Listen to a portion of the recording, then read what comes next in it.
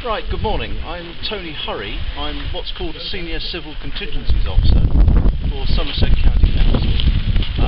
We used to be called Emergency Planning Officers, so my normal job is planning for emergencies in and around the county of Somerset. It just so happens that one of the plans I look after is the response to an off-site nuclear emergency that could involve either point A or point B. My reason for the visit today is just to ensure under REFIA 2001, which is the government legislation, that I've passed on information to you as members of the public who are in what is called the Detailed Emergency Planning Zone. Now that's an area of 3.5 kilometres around Hinkley Point.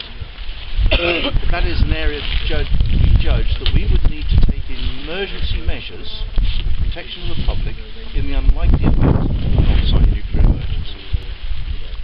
Part of that requirement is to make sure that you have the information to know what to do in the unlikely event of an off-site nuclear emergency, which is primarily to shelter, and I'll talk more about that in a moment, and to take potassium iodate tablets in the event of an off-site nuclear emergency involving Hinkley Site B. I brought the potassium iodate tablets with me. Brilliant. I've also brought information from the Somerset Director of Public Health to go with those tablets. How many people have you got on the site at the moment? You're not really into discussing the numbers that we've got on the site? It would help me so I know how many tablets I've got to give out. Well, you could. I mean, I'm sure we could take all that you've got there, and if you want to bring some more at some point, that'd be good. Well, because they're a controlled substance from the Director of Public Health, they like to know, she would like to know, just how many I'm issuing out. Now, normally it's 2 tablets for an adult as a one-off dose, yeah. And that they come in packs of 10, so one packet would take 5 people. So if you've got more than 5 people, that's 2 packets. If you've got more than if you've got more than if you've got more than 7, then that's 4 packets.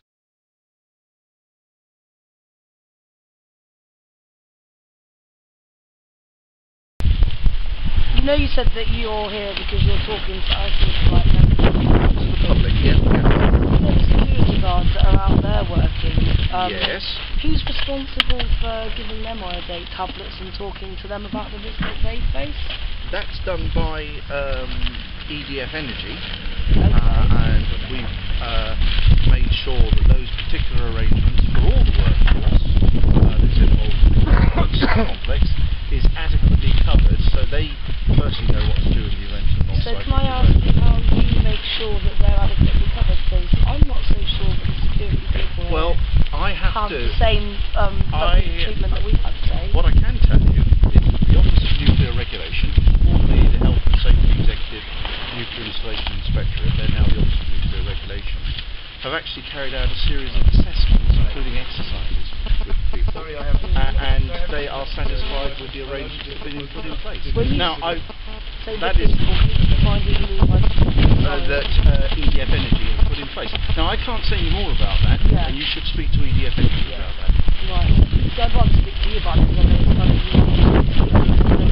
no, because they are the way it's defined is that they are site workers covered under REPIR and the Nuclear Installation Act of 1965. Therefore, quite specific requirements for looking after their safety. So I'd have to refer you to EDF Energy. So what would you do if they were in breach of any of those regulations? I mean, that's the point. No, but the reason I ask is because if EDF were breaching those regulations, then talking to them in the first instance would be a bit like, you know, like putting Dracula in charge. But that's kind of thing. You've got a lot of point in talking to them. Really. Let me just say on this point, and we can move on, that it is a matter for EDF and the Office of Nuclear Regulation as the nuclear regulator.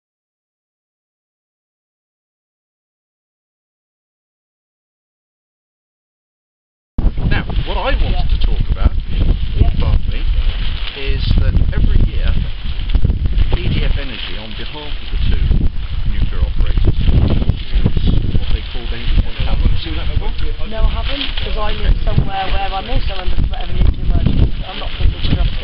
stuff. Right. Well, this is issued to all households that live inside what we call the detailed emergency plan, Which is very close to the centre. which is 3.5 Yeah, kilometres. very close to the centre. Okay, so I've got 2 copies of that. On the back, you'll find what to do in an emergency. Now, what I can tell you is that in the unlikely event of an off-site nuclear emergency, a siren goes off here. Yeah. Okay, and you would be advised to take shelter and at the same time take the potassium. So what level can I ask? Because I know there's different levels of emergency that you have. Well, I'm talking about an off-site nuclear Yeah, no, I emergency. know.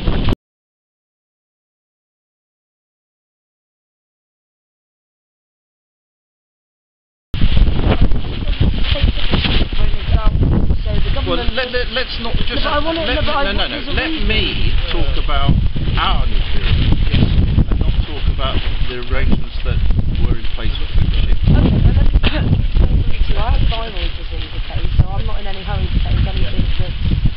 I know that this stuff is harmful as well, so I know that there's a point at which you don't take this stuff till. And what I'm trying to ascertain to you, and why I mentioned Japan, is because what I know about what has happened in Japan was that the people were issued the tablets, the reactors had blown up, and they were being told not to take it. So I just want to establish what level of emergency. So you say off-site, which means there's contamination spreading outside of the walls of that site. What it means to declare an off-site nuclear emergency, it means that radioactivity has been detected being released from the site and it is moving off the site. That's what we mean by an off-site nuclear emergency. But what level of radioactivity is to the site? Because they've got that permitted now. Well, yeah, so I just if want you to try have anything above background radiation, it's not off-site, it will be triggered. They will measure emergency. Now, you mentioned, and just let me say, you have an allergy or a thing. They give a list here in point 7 about when you should not take potassium iodine tablets. Now, the other thing that I wanted to cover is that also with the calendar, like an airplane, me, isn't it?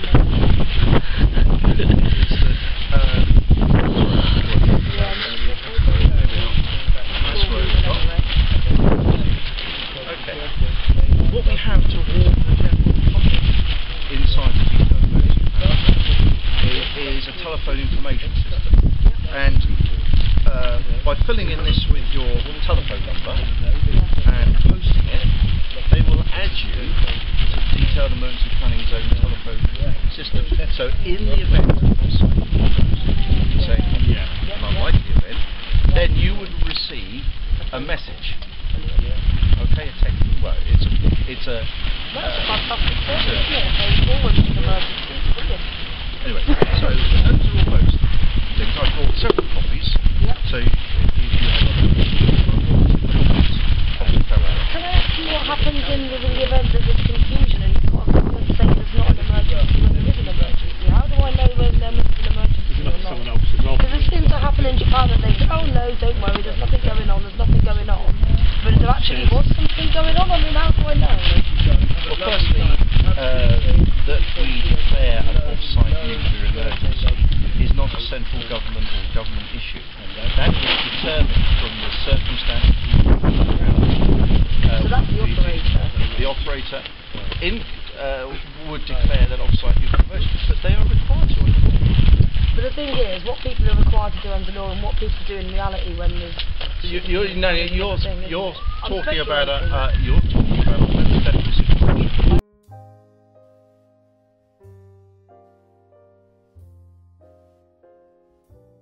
What I want to get to the bottom of is you said that the definition of an off-site emergency is an off-site nuclear emergency is anything that includes radioactivity above background levels, leaving the site there and going off-site. So what I want to ask you is, when they have an unplanned event, because those unplanned events involve levels of radioactivity that are above background and they do leave the site, does the siren go off then?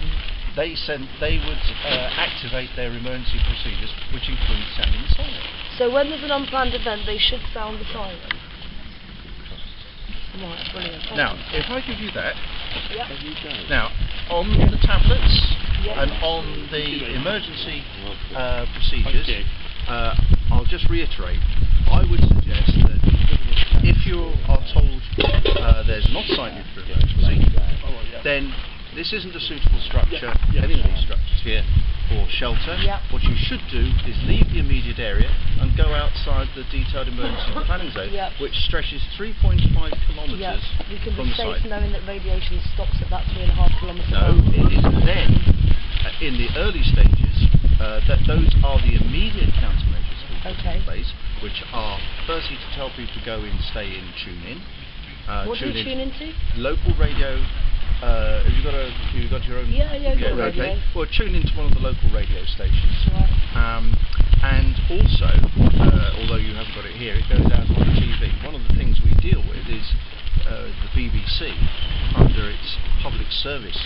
But the BBC is to do with the government, aren't they? The British Broadcasting Corporation. Just let me talk about this. Under its remit as a public broadcasting service, we also have a system for being able to get into local radio and TV to get emergency messages passed out, and messages passed to the general population, telling them what's happening in the area. Now, those people who live inside the detailed emergency planning zone, DPEZ telephone messages, and then we use public radio, or we use local radio stations, not just the BBC but the other independents, and we use local TV stations, and they will issue these public safety announcements as well. They don't make any change to those public safety. They issue safety messages. So, can I ask, how hard do they try? Like, if my phone was on an answer phone, do they just phone once, twice, 3 times? It's an automatic system, so it's built into that how many times it phones. But if you've got an answer phone on there, it should pick up the message. If you're using a mobile phone and you've missed the call, when you get the missed call and you activate it, then it should come up with the message itself. See, I know you don't really want us to talk about Japan, but you see, the thing is, as members of the British public, and having watched what's gone on in Japan and watched it quite closely from when it happened, you know, there was a great deal of confusion. And again, I reiterate the fact that if you're saying that it's down to the operator to let people know. No, we have, look, pardon, we have what's called an off-site nuclear emergency plan, which Somerset County Council, I've got a copy of it. Somerset County Council, for making sure that members of the public in the area are kept informed of what's happening. And the way we do that is through our normal procedures with the other emergency services, primarily for the police, for providing information to the public. Maybe I could give you a little bit of feedback then, because we've been quite interested in your emergency evacuation plans, and we've spent quite a long time looking at them actually, and it's actually not so easy for anyone who doesn't live in the DPEZ to get the details of the emergency evacuation plans. Now, what you've also, I'm sure you already know. Well, what you have there are copies of what we pass to the public inside the detailed emergency plan. But what I'm going to raise with you now is an issue for people who live outside of the DPEZ, because when there is an off-site and nuclear emergency, as you know and as I know, there are members of the population involved in those emergency scenarios that do not live in the DPEZ. Around Chernobyl there's a 30-kilometre exclusionary zone, and around Fukushima there's at least a 20-kilometre zone. But I want to talk about this because I'm not prepared at the moment to talk about it. I've given you my card. Okay. Why don't you consider the questions you want to ask? I know what the questions are. And put them in writing. Because it's easier for us to deal with your questions in writing. Why is it? So why can I not ask you now while we're in Because I know I've got the questions right now. I would prefer. Because I've actually been wanting to see this out. I would prefer myself to be able to answer. I've given you the information now. Okay. Because you're here on this site. If there are other questions, Okay. then we can deal with that in a different way. Okay. Well, thank you very much. Thank you for your Did you time. get a cup of tea? No, I didn't. But Never mind. Were you up there? Yeah, I've thanks for being here.